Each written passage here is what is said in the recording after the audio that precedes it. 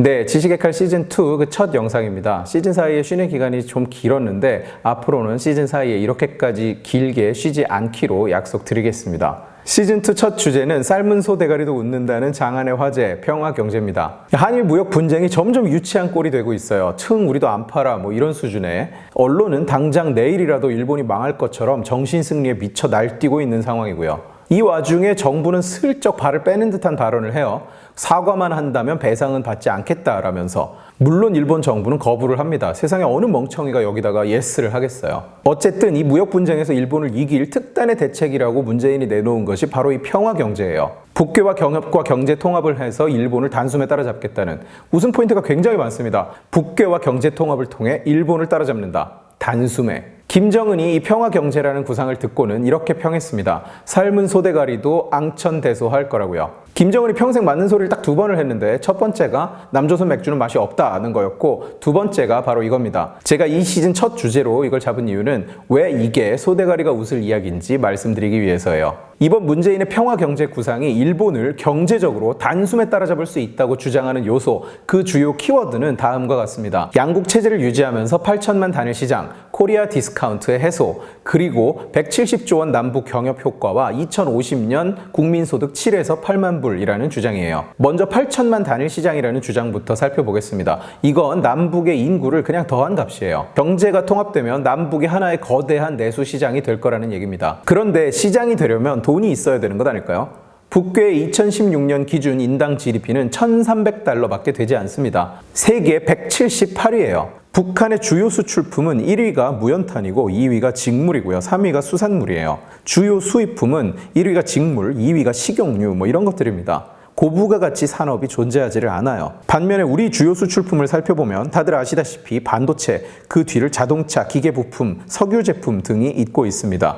우리 주요 수입품은 첫 번째가 원유, 그리고 반도체, 첨단 장비들이에요. 북의 총 수입액은 1.74 빌리언 달러, 우리 돈으로 약 2조 원 정도밖에 되지 않습니다. 그리고 수입액은 3.42 빌리언 달러예요. 반면에 우리 총 수입액은 472 빌리언 달러, 북한의 138배고요. 그리고 총 수출액은 597 빌리언 달러, 자그마치 북한의 343배나 됩니다. 그러니까 간단하게 이야기하면 우리는 북에 팔 것도 없고 북으로부터 사올 것도 없습니다. 그리고 안타깝게도 북은 우리로부터 뭔가를 사갈 돈도 없습니다. 산업 구조도 경제 규모도 너무 달라서 우리한테 교역이라는 것이 딱히 의미가 없다는 얘기죠. 경제 통합이 돼서 단일 시장이 되면 교역이 아닌 것 아니냐? 예, 뭐 그렇게 볼 수도 있는데 갑자기 하나의 시장이라고 우기면 없던 수요가 막 생겨날까요? 아니죠. 갑자기 북의 반도체 산업이 생기고 갑자기 사람들이 차를 사기 시작할까요? 인당 생산이 1년에 1,300달러밖에 되지 않는 나라에서? 아니죠. 다음은 코리아 디스카운트 이야기를 해볼게요. 코리아 디스카운트란 단지 한국이라는 이유로 기업이 시장에서 낮게 평가를 받는 현상을 말합니다. 기업 가치가 저평가된다는 건 그만큼 투자가 위축되어 있다는 뜻으로 볼 수 있겠죠.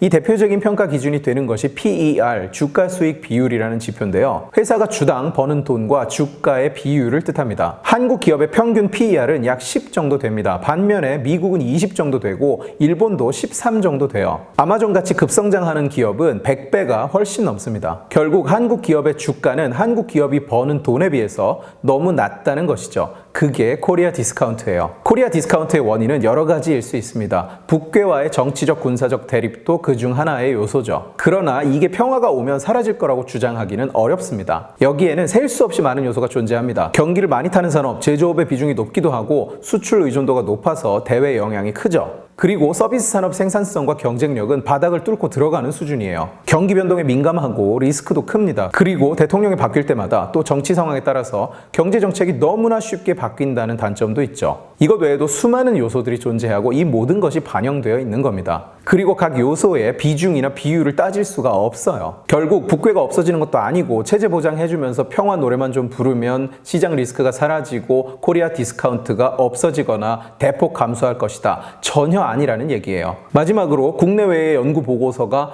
남북 경제 협력에 엄청난 효과를 추정하고 있다고 저쪽 사람들은 꾸준히 주장을 합니다. 문재인도 작년 광복절에 이어 올해 광복절에 하더라도 남북 경제 협력의 효과가 170조 원으로 예상된다. 국내외 연구기관이 2050년 통일 한국의 국민소득을 7에서 8만 달러 정도로 본다고 이야기를 했습니다. 우선 경제 협력의 효과가 170조 원이라는 이야기는 국책연구기관인 대외경제정책연구원에서 2017년에 낸 보고서에 실려 있는 얘기입니다. 이 보고서는 향후 30년간 남북 경제 협력이 발생시킬 가치가 169조 원 정도로 봤고, 이 중 개성공단이 159.2조 원이에요. 총 7개 사업을 분석했는데 사실상 개성공단을 제외하면 한국에 도움이 되는 사업은 없다는 얘기죠. 일자리 만드는 척을 하겠다고 1년에 허공에 50몇 조 원을 뿌려대는 마당에 30년간 10조 원은 아무것도 아니죠. 그런데 개성공단의 경제적 효과를 분석하면서 비현실적인 가정들을 해요. 예를 들면 경협이 확대될수록 북한의 생산성이 지속적으로 증가한다는 식의. 그런데 이는 현실과는 다릅니다. 상당수의 보고서, 특히 정부 발간 보고서들은 개성공단 입주 기업이 정상적인 경영 의사 결정을 하지 못하고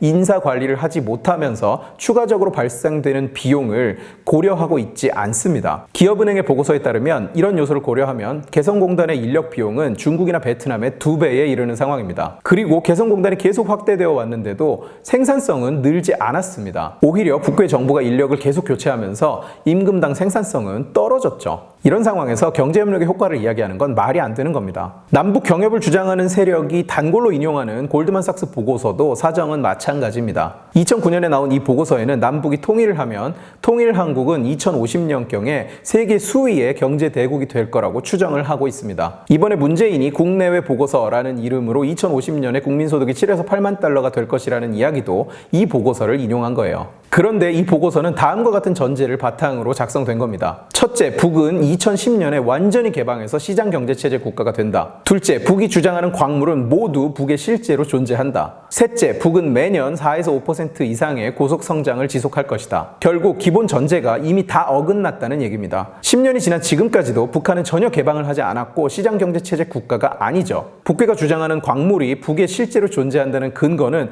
북이 발간하는 자료 외에는 전혀 없죠. 그리고 광물이 존재하지 않는다는 정황은 쉽게 볼 수 있죠. 또한 최근에 북한 경제는 성장은커녕 오히려 쪼그라들고 있는 상황입니다. 마이너스 성장을 하고 있다는 얘기예요. 마치 대한민국처럼요. 그리고 북한을 다루는 자료에는 반드시 빠지지 않는 서술이 있어요. 이 자료는 출처가 북이기 때문에 믿을 수가 없다. 이 자료는 존재하지 않기 때문에 누군가가 예전에 추정한 자료를 인용해서 사용한다. 방금 설명해드렸던 두 보고서도 마찬가지입니다. 시작과 끝을 이런 내용으로 해요. 자료가 존재하지 않는다. 북이 발간한 자료를 사용했다. 그러므로 신뢰도가 떨어진다라고요. 결국 평화경제, 북괴와 우리가 힘을 합치면 경제가 성장해서 일본을 따라잡는 얘기는 씨알도 안 먹히는 헛소리라는 얘기입니다. 그야말로 말 그대로 소가 웃을 얘기인 거죠. 그리고 단숨에 따라잡는다?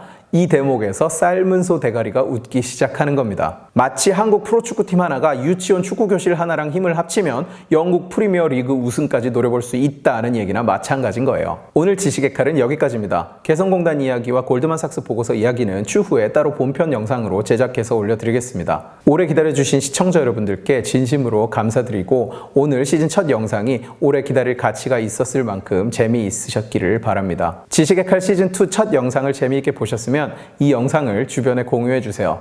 여러분들이 공유해주시면 설득은 제가 하겠습니다. 고맙습니다.